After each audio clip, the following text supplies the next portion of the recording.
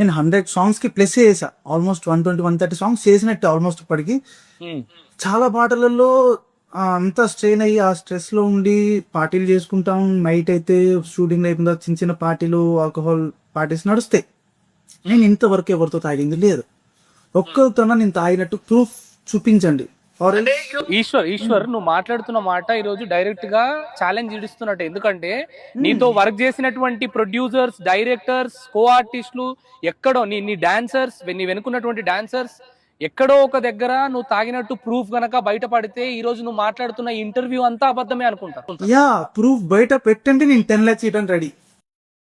And ఈ రోజు producers కి ఎవరికైనా అడగొచ్చు, ఫోక్ ప్రొడ్యూసర్స్ తో గానీ, ఫోక్ కొరియోగ్రాఫర్స్ తో గానీ, ఫోక్ డాన్సర్స్ తో గానీ, సరి ఫోక్ కో ఆర్టిస్టులతో గానీ నేను తాగినట్టు గానీ ప్రూఫ్ బయట పెడితే నేను 10 lakhs రూపీస్ నేను ఇవ్వడానికి రెడీ. నేను రెడీ, ఓపెన్ ఛాలెంజ్ ఇస్తున్నాను నేను ఇక్కడ. ఒక్క నిమిషం, నీకు మ్యారేజ్ ఎప్పుడైంది ఈశ్వర్?